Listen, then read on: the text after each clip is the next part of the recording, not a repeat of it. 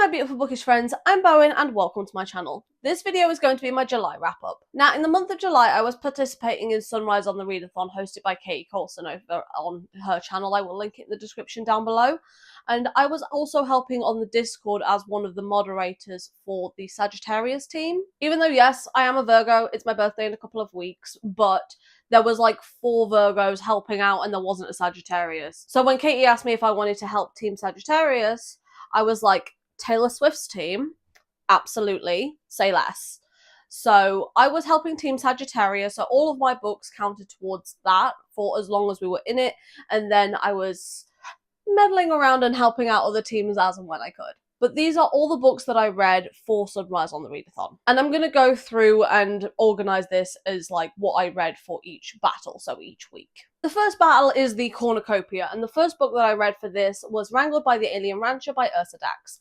This one I gave a 4.5 and a 3 spice rating. This book follows Fallon and Darcy, who we meet in book 1. Fallon is just the sweetest himbo on the face of this one particular planet. I absolutely love him.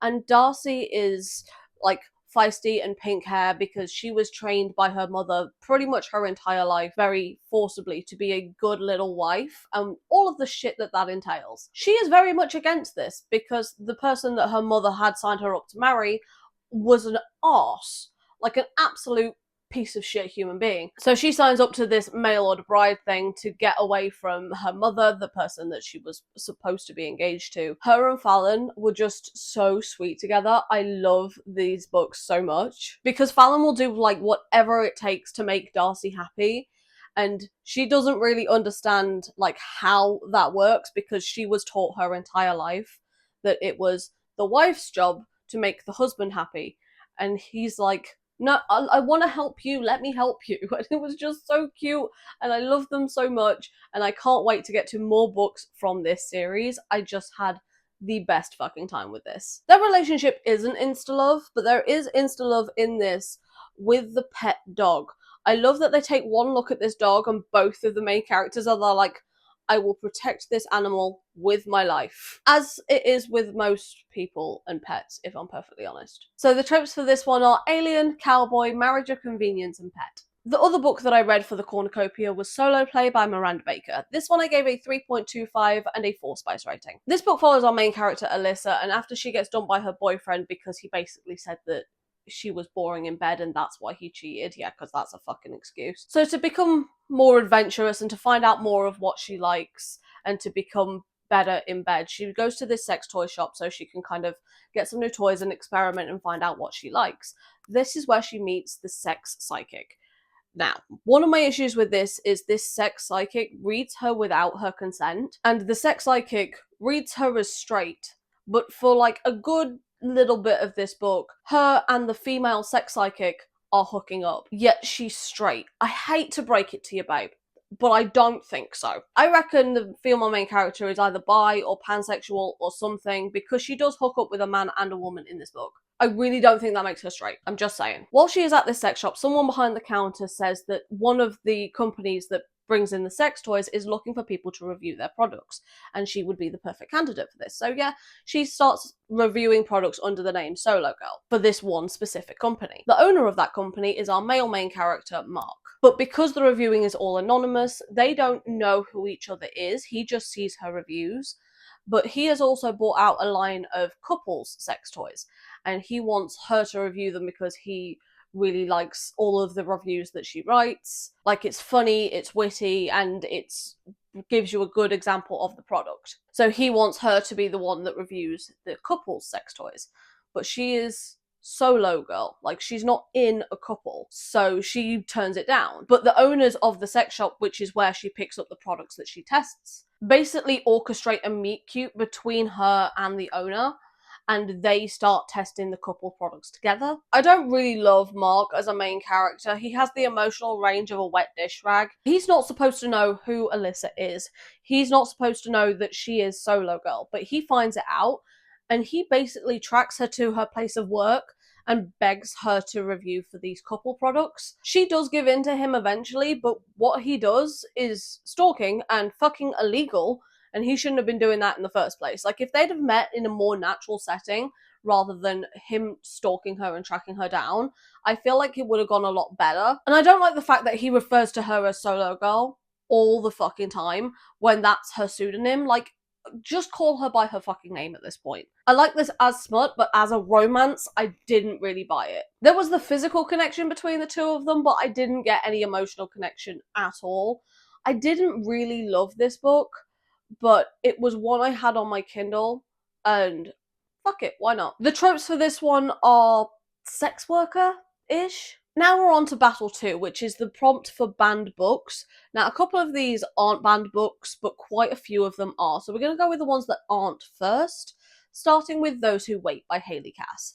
This one I gave a 4.25 and a 4 spice rating. This book follows Sutton and Charlotte is a politician. She is on the campaign trail, and she is a lesbian, but she kind of keeps that quiet because she doesn't want her policies to be overshadowed by her sexuality. But then she meets Charlotte on this hookup app. Charlotte is just new to finding out that she is bisexual and that she is into women, and she wants to kind of explore that side of her, but she doesn't want to hook up. Like, she's not built for hookups, she just wants to get to know that side of her. But Charlotte only does hookups, so instead they just become friends. And the slow burn of their relationship over this, like, 600 something page book was so sweet and lovely. One of the main complaints I see about this book is that it's too long. And I get that. I do. Like, it's 600 pages and it's a romance book. That just feels excessive. But it made the slow burn feel so much more special. Sutton was so sweet, and the definition of queer panic, because she gets so awkward and rambly around Charlotte, it was just so adorable. I really had a good time with this. I'm not 100% sure, but I do need to read more sapphic books, and I think I have a new favourite sapphic author. I need to pick up more books by this author because I had a really good time with this one. The tropes for this one are celebrity, because we have a politician, and teach me. Next, I read Lemon Cake by Tanja Longoria. This one I gave a 2-star and a 4 spice rating. This book follows Gemma and Ryder is a football player, and Gemma is an ex-football player, but she was in an accident and now she has a prosthetic leg. So she is an amputee, and I love the representation for that. This book series is really good for representation. In terms of content of the book, I honestly should have DNF'd this. But by the time I made the choice that I was going to DNF it, I was so close to the end, and it's a reasonably short book anyway. I just powered through it, because for a book called Lemon Cake, my fucking god, this was dry. The characters were just two-dimensional, the relationship moved way too fast, and there was no tension or conflict or anything. Like, nothing happened in this book. And if I'm perfectly honest, the writing was kind of bland and dull. Just, there wasn't really anything going for this book. It didn't do anything that outwardly offend me, it didn't piss me off or anything. The spice wasn't cringe, but that's like the nicest thing I can say about it. I like the representation, the spice wasn't overly cringy, but in terms of everything else in the book, it kinda just sucked. I'm just disappointed. The tropes for this one are sports and no third act breakup. Next, I read 1984 by George Orwell. This one I gave a 2.25. I have discovered that classics are not my thing. I'm not going to go into what this one is about because, quite frankly, I didn't care enough. I did also bend the rules with this one just a little bit, because with this one in particular, I listened to the graphic audio that was on Audible Plus, that's 3.5 hours, and I listened to it at like 1.5, and I still counted all 300 and something pages. I wasn't going to sit there and read 300 pages of this. It was boring. Like, I understand why someone could go into great detail about why they like this book. That's not me. I read for fun. This wasn't fun. I didn't like the relationship of it. I didn't like the whole Big Brother aspect of it. I just, quite frankly, didn't care. And the male main character, I wanted to push off a cliff. I don't understand his relationship with the female main character either. That felt really rushed and out of nowhere. And I understand that I was listening to a very abridged version of it. But still, like, there was nothing there. It was just dry. I did not like this. I understand why people do. I do not have the brain for these types of books. The tropes for this one are kidnapping and hidden identity. Next up, I read all 5 volumes of Heartstopper by Alice Oseman. I gave the first 3 5 stars, and I gave 4 and 5 4.75 stars. Books 1 through 4 were a reread for me, but this was my first time reading volume 5. I absolutely fucking adore this series. Nick and Charlie are absolutely everything. This is just wholesome queer joy. And I read all of these in one day and I had the best time. The sun was shining, everything was good in the world because Nick and Charlie were back in my life again. And I absolutely loved it. It deals with coming to terms with your sexuality, and it also goes into a eating disorder. And but volume 5 is like them moving on a little bit with their lives. So are they ready to take the next step? Because Nick is going into his last year of school, which means he's going to be looking at universities. And are they ready to be intimate with each other in that way? It's just so fucking cute and wholesome. In volume 3, they go to Paris. I love it so much. The tropes for these are, they are all coming of age books. In all of them except number 3, we have the pet trope because Nellie is in all of these, but she's not in this one. Because in this one, they go on vacation, so there's vacation trope in this. They get together in book 1, so it's friends to lovers, and there's also more sports in the first one as well. And in book 5, there's also a journey because Nick is going on a road trip to see different universities. Now we're into battle 3, and the prompt for battle 3 was going to be marginalized authors. So the first book that I read for this week was going to be Parable of the Sower by Octavia E. Butler. I gave this one a 2.25.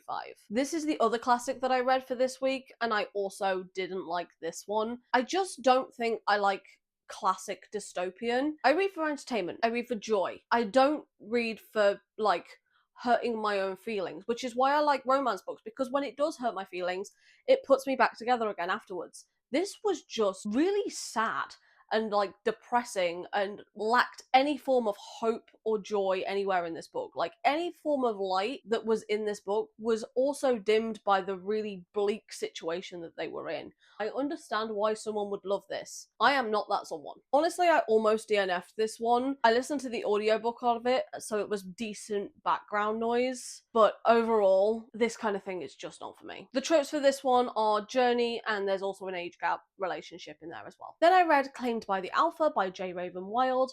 This one I also gave a 2.25, and I gave it a 1 spice rating. This is one of those books where the longer I sat with it, the lower my rating got. Like, I think I started out with like a 3, and then it just got progressively worse the more I thought about it. This book follows our main character Gemma, who runs away from home because her father is a piece of shit for a myriad of reasons, but one of them is he wants to pimp her out to basically be a broodmare, to be the person that's gonna make him have the best connections with the other packs. So there is threat of assault in this, but sometimes the language used in that specific scene was more graphic and more sexual than the ones used in the actual sex scene in this, which made me deeply fucking uncomfy. I don't like that. The plot throughout this tends to repeat itself.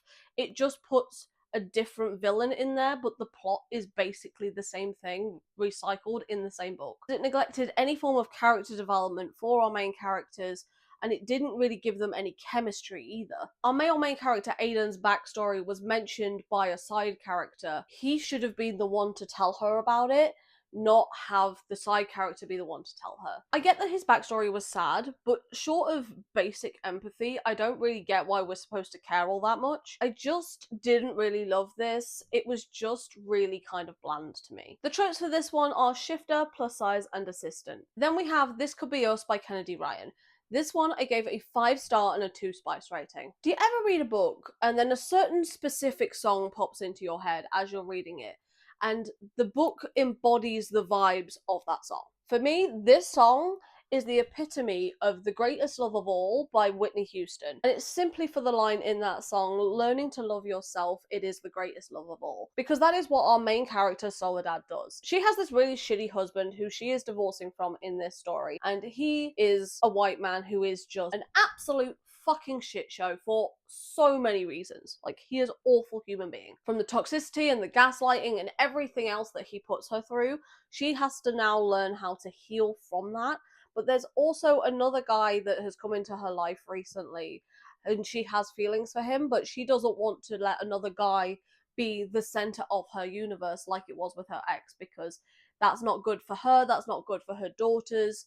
So she is trying to learn how to love herself and put herself first and learn how to date herself. And I absolutely fucking ate this shit up. There is just something about Kennedy Ryan's writing that is just immaculate, like every time. Like, even if it doesn't vibe with me, like the first book in this series, I didn't really love the relationship in that one, but I absolutely fucking eat up her writing every single fucking time. Kennedy Ryan is an absolute queen among mortals. Both Soledad and Judah both have kids.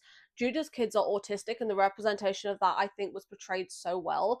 Judah has such a good co-parenting relationship with his ex-wife, and Soledad is trying to also raise her daughters, who still love their father even through all of the really bad things that he's done. And her daughters basically see Judah as the villain because Judah is the one that reported him for the wrongdoing, and her daughters still love their father, and she doesn't want to necessarily talk bad about their father to their daughters. She doesn't want to be that type of parent, but she does want to give a good example to her girls, and I just ate this up. It made me cry. I'm so glad I finally got to this one. I knew it was going to break my heart, and I was absolutely fucking right. The tropes for this one are single parent. Next, I read Viciously Yours by Jamie Applegate Hunter. This one I gave a 3.25 and a 5 spice rating. Now, there's an author's note at the start of this book where the author states that this isn't necessarily a complex fantasy book. This is just vibes and have a good time, which is great, and I love that, because sometimes a big heavy fantasy book is just a lot for my brain and I really have to like focus and pay attention,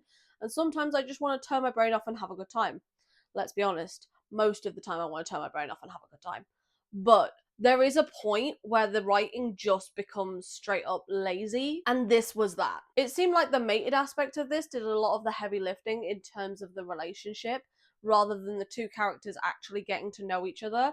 Our male main character does write to our female main character for a lot of this book, growing up throughout from when she's like 13 to when they finally meet when she's 25. But she never writes back to him because he can't be caught with the letters. Like, she receives the letter, his friend delivers it, and then after she's read it, he has to take it back and destroy it. The male main character also has this female best friend who he goes to for advice about gifts for the female main character, because he can't actually go and meet her, so he sends her little gifts instead. But the female best friend is basically sabotaging the gifts and is sending like the ugliest gifts ever. Yet somehow our male main character, Rennick, is very possessive and violent towards anyone that shows her any interest because she is his, but he missed the glaringly obvious red flags with his pick-me best friend. Make it make sense. Now, don't get me wrong, I love a possessive main character as much as the next person, but this was just a little bit much. Like, honestly, Rennick's obsession with Amelia was more disturbing than attractive at this point. But if you're looking for a book where the main character will probably murder someone for the littlest slight against his female main character, give it a go. The tropes for this one are Fae, Companion, Fated Mates, and Royalty. Next, we're moving on to Battle 4, which is for translated work. For this, I only read 2 books, and that was volume 11 and 12 of Spy Family. I gave this one a 3.5 and this one a 3.75. Honestly, I was going to stop after volume 12 simply because I only have up to volume 12. I was kind of getting a little bit bored of it. It was getting a little stagnant. Even though I love the main characters in this, it was just getting a little bit boring. But then we got to the last bit of volume 12, and now I need to know what happens next. So at the very least, I need to get volume 13 now. This one has a hostage situation in it, and while I really liked the character that is involved in this at the start of this series, I thought it was like a lot of fun. By this point, again, I'm just getting a little bit bored of it. But this one honestly kind of brought it back, especially the last part of this. While this does have one of the characters that I really don't like pretty predominantly featured in it, that last part of this volume, I need to know more. Like, I need the next volume. I think I might just read one more volume. I think we might have to stop at 13. Because I like it, but I don't love it anymore, which makes me sad. The tropes for this one is hidden identity, the tropes for this one is kidnapping, and there's also like the billionaire aspect of it. And finally, we're on to Battle 5, which is reading books with either 10,000 ratings or less, either on Storygraph or Goodreads. I did also have a little workaround with this one, because if it did have over 10,000 on Goodreads, I'd check Storygraph, which is less used, and sometimes it would be under 10,000 on there. But the first one that I read for this was Flowers in Your Hair by Alice Daniels. This one I gave a 3.5 and a 3 spice rating. If you're looking for a book that has zero angst in it, this is probably going to work for you.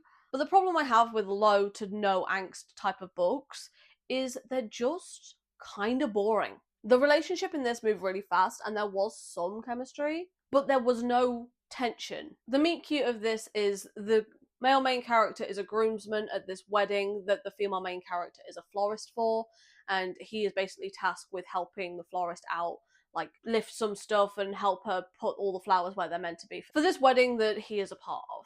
I don't love the nickname. I don't know what it is. I don't know whether I've read just so many romance books now that I'm really pernickety when it comes to nicknames. This one, I get it, but it's annoying. He calls her Petals. Not petal, singular, petals, plural. I understand it, she's a florist, I get it, but why petals, plural? It just doesn't make sense to me. The tropes for this one are love at first sight, plus size, small town, and no third act breakup. Then we have Paladin's Grace by T. Kingfisher. This one I gave a 4.25 and a 1 spice rating. I seriously need to read more T. Kingfisher books because I absolutely love them every single time. They are so funny and the story is done so well. They're not an all-time favourite, but do I have a great time every time? Abso-fucking-lutely. The book almost reads like a little Tim Burton-esque in the way that they balance the darkness with the humour.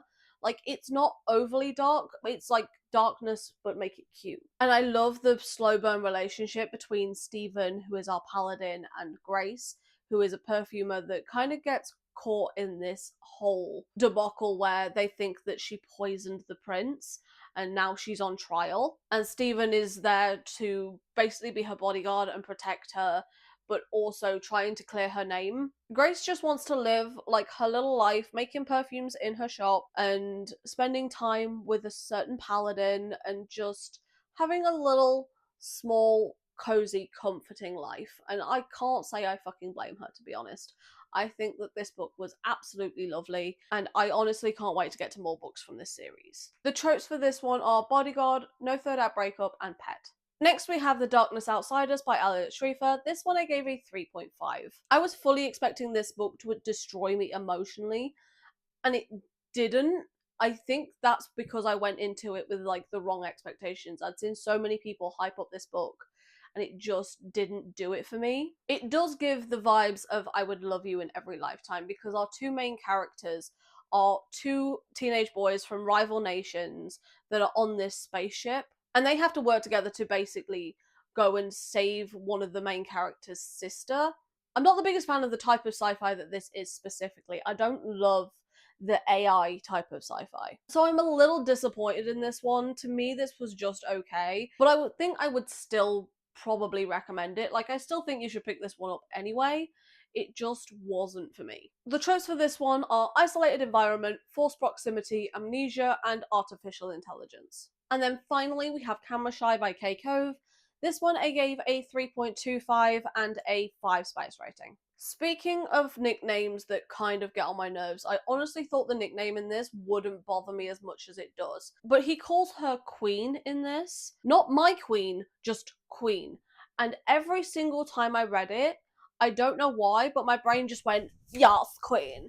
And it's for the girls and the gays. I'm sorry, but Queen in my head goes in the same way as Babe. Babe is for the girls and the gays.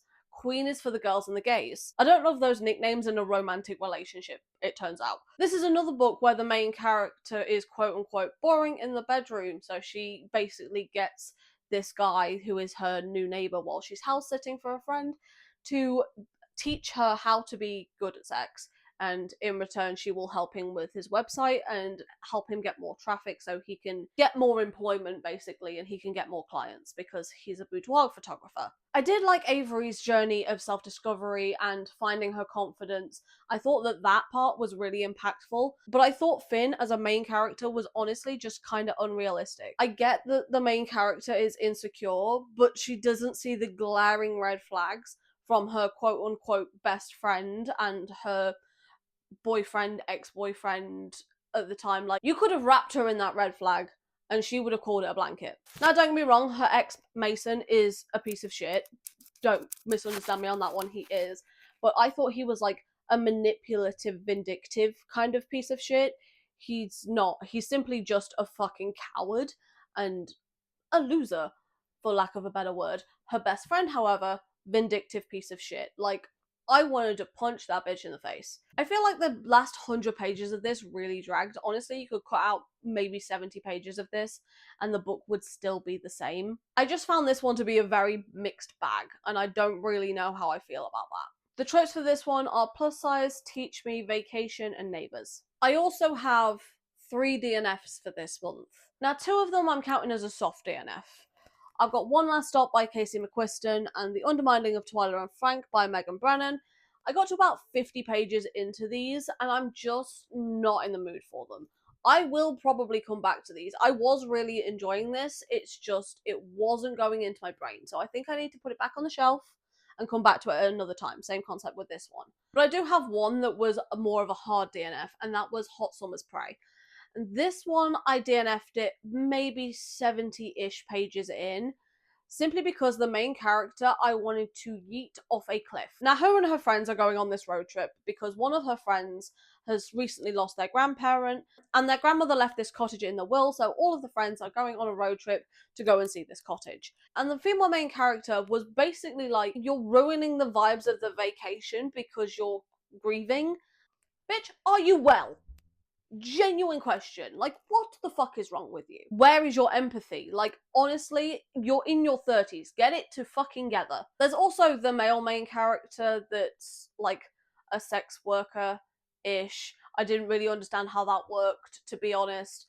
But quite frankly, the female main character pissed me off so much, I didn't really care enough to carry on with it. So, no. But that's all the books that I read in the month of July. So now we're going to go through the TBR basket and see all the books that I didn't quite get to. So we have Lessons with the Mothman by Catherine Moon, Lost and Lasso by Lila Sage, that's still in here, Hunger in His Blood by Zoe Draven, and Bewitching Rayho by Victoria Avelin. So help me God, I will get to this year. Now we're going to stock up the TBR basket for books that I want to read in August. Now I think in August I'm going to try and lean a little bit out of my comfort zone. I say that like the 2 books that I read that were out of my comfort zone in the month of July weren't 2 stars. But hey, here we go. So first up we have Sea Witch by Sarah Henning. This is a young adult fantasy, and we know how I get on with young adult fantasy, so I'm just gonna give it a go. We'll see how we get on with it. Then we have Salt to the Sea by Ruda Sepetys. This one is a World War II historical fiction. I don't read a lot of historical fiction, and if I do, it's historical romance. So we'll see. I'm not expecting joy. Next, we're going to have a book that I've already started a little bit, and that's Consider Me by Becca Mack. This one is a hockey romance that I've been honestly putting off for the longest fucking time. For literally no rhyme or reason, I kind of want to read How to Catch a Vet by Anna Ashley. So that's going in the TBR basket also, which I'm going to put down because my wrist is hurting now. This one might not get read because it's a young adult sci-fi, but I might give it a go. We're gonna see. It's These Broken Stars by Amy Kaufman and Megan Spooner. I'm gonna pop this one in there because, you know, I love a monster romance, so I've got How Not to Date a Dragon by Lana Cole. I'm also gonna put Lights Out by Nevessa Allen in here because I've been needing something a little lighthearted, a little funny. So I feel like this is going to be the vibe. This is a dark romantic comedy, and from how much I really loved Butcher and Blackbird, I hope I'm going to love this one too. I'm not going to lie, it's looking very blue. Do I lean into the blue? Like, we've got How to Catch a Vet in there, which doesn't fit the theme, but it's a very blue. Pretty much every Amy Dawes book that I've read, I've given a 4-star, with the exception of the last one of these that I read that I gave a 1.5. And it's kind of made me really hesitant to pick up another one of hers, but I still want to give it a go. So I'm going to try and put this one in here. Maybe I will get to it, and maybe I will get over that feeling of really, really not liking one of her books, and I can go back into the ones that I really enjoy. We're hopeful. Still have space. We still have space. Speaking of books that are outside my comfort zone, I'm also going to put in Feminists Don't Wear Pink and Other Lies. I don't own a lot of non-fiction. In fact, I think I own 5 non-fiction books. This is one of them. I've not read it. So these are the books that I plan to read in the month of August. There is actually quite a few in here. I don't honestly think I'm going to get to all of these, but we're going to give it a solid go. So if you managed to get this far into the video, then leave me the bow and arrow emoji in the comments down below. But for now, thank you so much for stopping by. It has been lovely having you here, and I hope to see you in another video coming very soon. Bye.